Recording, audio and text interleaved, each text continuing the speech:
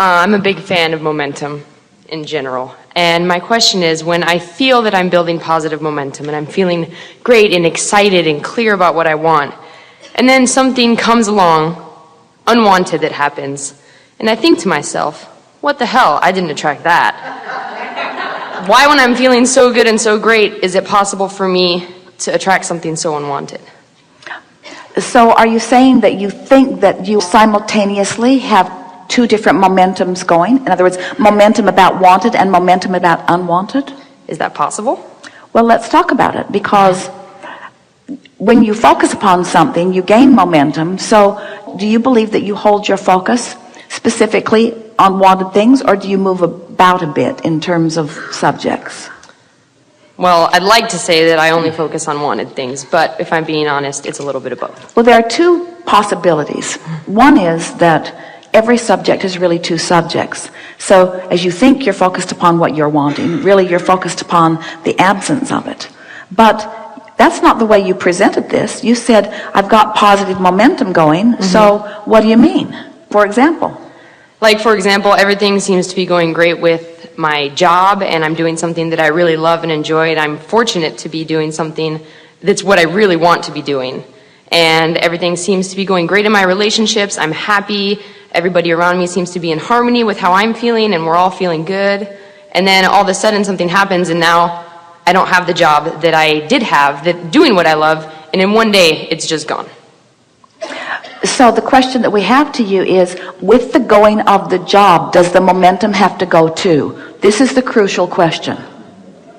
And if the answer is, well, yes, of course, then that means you weren't garnering natural momentum, you were living conditional love.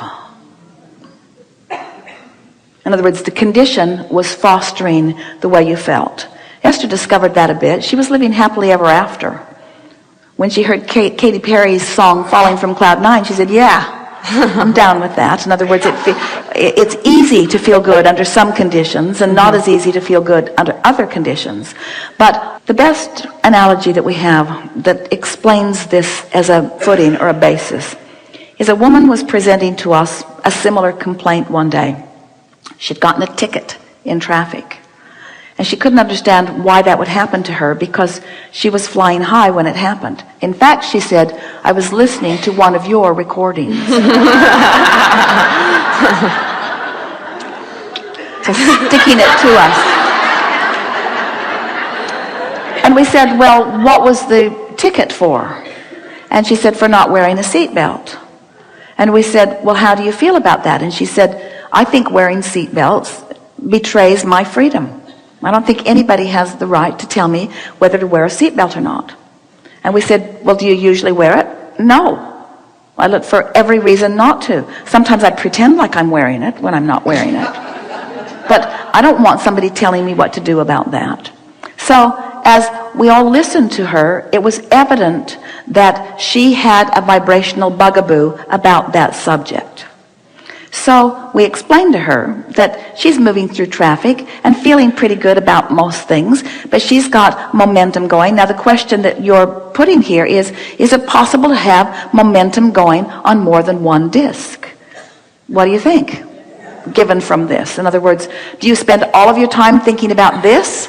Or do you think about that sometimes, and you think about this sometimes, and you think about this sometimes? And does that mean you sort of have a grid median that's happening, a sort of grid average? But do you have the ability to always stay in that average, or do different things spike your vibration relative to different things? In other words, if 17 seconds and another and another and another will increase momentum of something, doesn't it make sense that as you go through your day, you'd light up about different things at different times through the day, and a universe that's really responsive to you is saying, here you go, here you go, here you go, here you go, here you go. That's why we want so much to assist you in gaining control of your vibration. We've never said to you, achieve vibrational alignment and it's yours forevermore, like a college degree that you hang on your wall. It either is or it isn't in the moment. And what you're doing as you're moving through this is you're working the bugs out of the things that commonly come to you, because there really aren't that many reasons for vibration, and there are thousands of impetuses for them. In other words, let's talk about the grids. in emotional terms. You're going to like this.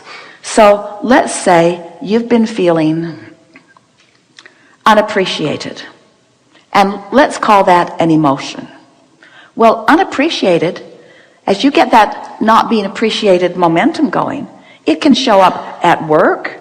It can show up with strangers. It can show up with traffic. It can even seem to show up with inanimate objects. It can show up with insects. It can show up with strangers' dogs in the park. In other words, that general feeling of being unappreciated. Now, you got there by exposure to all those experiences, but since your vibration's where you last left it, then you could have a vibration going on, not even realize that you've got it going on, and law of attraction saying, see, here's a manifestation that matches that feeling. See, here's another manifestation that matches that feeling. And most people, as they have the manifestations, which is what? It's the grid filling in. It's the realization of the vibration you've got going on. Then you just practice that vibration all the more, don't you? In other words, aren't you more likely to practice the vibration of not being appreciated when someone has sort of disrespected you in some way? Yes. But do you have to? Do you have other choices? Do you have to let them make the statement about how you feel? Or can you feel as you choose to feel regardless of the way they have behaved? Because their behavior isn't about you, is it? It's about them. And once you start making those distinctions, so when you feel loved, oh, isn't it nice to have someone that you respect holding you as their object of attention and loving you? Doesn't that just feel wonderful? And doesn't your world start to shine in different, more wonderful ways when you feel loved?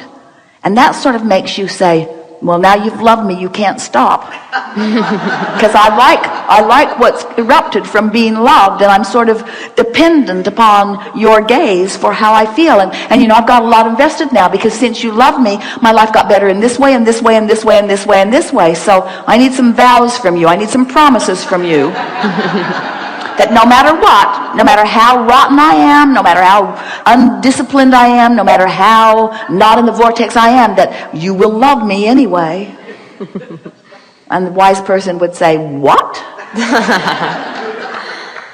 Don't ask me for unconditional love. I'll love you when I'm hooked in with love, and I probably won't when I'm not. And if you're dependent upon me being hooked up, you're in trouble. Because I can't control myself yet. This is all new to me. This is all new to me. And yet you want to make other people responsible for how you feel, don't you? So now let's think about these discs that we have fashioned. Do you like the idea of them? And let's give them emotional titles. So there's love and appreciation grid, and there's disrespected grid, and there's overwhelmment grid, and there's anger grid, and there's depression grid. In other words, it doesn't matter how you got there. If that's what you've got going on, life's going to reflect those things back to you. You just have to ask the question, do I have to stay with my previously chosen momentum? That's the question. Do I have to stay with my previously chosen momentum, or can I lay new pipes? So you can lay new pipes, but it's not going to be the easiest thing that you've ever done, but you can do it, can't you? And the nice thing is, the more you do it, the better you feel, and the better you feel, the more good stuff comes, and the more good stuff comes, the better you feel, and the better you feel, the more good stuff comes, till pretty soon you begin to feel invincible. And we just love it when something happens to somebody who's sure they're there when they're not, that shows them that they still have work to do. That's all. Happens to Esther every day. Every day. Every day. There's something that happens that lets her know that she's been choosing a disc that is not serving her well, and that she could do better if she would focus. And she wants to, you see. Oh, it's so fun to be a deliberate creator. And it's not fun going where you're told to. So I guess I just am wondering that when I think I'm up here, and clearly I'm not. Well, we've been saying there's two ways to know. Mm-hmm. One is by how you feel. Mm-hmm. So if you're not paying attention, then the other way is when it manifests. So when it manifests, gets your attention, doesn't it? So what's your response to that attention? Do you say, law of attraction's all screwed up? Do you say, not my fault, something's really wrong? Or do you say, good information. I thought I was in a different place than I am. This is really good information. I'm going to shore up that. I'm going to start making more statements. That's what affirmations are about. Affirming who you are and what you want. That's what that does. When you speak about it, Esther was with friends the other day. They went to a place that they have all sort of been talking about. And it was an orgy of positive statements for hours. For hours. Not a dip in the conversation all day long. Anyone who was listening in would have thought they've had lobotomies and they've been programmed. Because they seemed ill-equipped to face any sort of reality. They found positive aspects in everything. And the aspects that surrounded them said, if you like this about me, then try this on. And then they all commented about that too. Then something else would happen. And someone would say, wait. I need the attention of everyone here. You might be missing this good thing that's happened. Did you see that? Did you see that happened? I didn't think you saw that thing that happened, but we wanted you in on that thing that happened. And did you hear what she said? Did you hear what she said? You had another conversation going on over there, so you missed that, but you need to get back in on this, because none of us want any of us to miss anything that's going on here that feels really, really good, because we're flying high, and why miss anything under those conditions, you see? And what the universe yields to you under those conditions is just never-ending good stuff. Never-ending good stuff. Will you maintain it forevermore? No. And when you don't, what happens? Do you say, I need to hang around with you guys to feel like that? Well, you don't. There's plenty of guys to hang around with that feel like that. And the universe is going to bring you more and more and more and more and more and more and more, because you are the common denominator.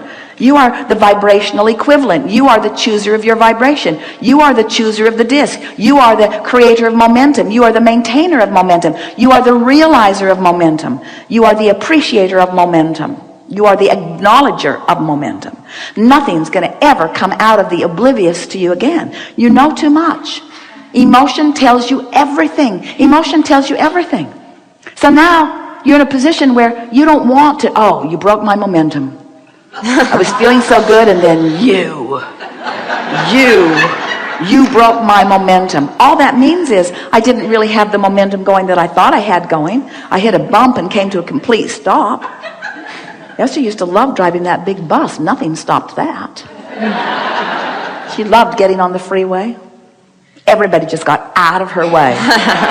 She'd look in the rearview mirror and the seas would just part. Everybody was moving over. Nobody wanted to take a chance of being run over. And that's what you want to do. You want to get your momentum going so fast that everybody that's not up to speed just gets out of your way. I have a question of this energy, the hot seat. Sitting here, eye to eye, communicating with you. Certain momentum. My vibration. Yeah. Energy, vibration. Momentum. Yeah. That's why we call it the hot seat. Yeah.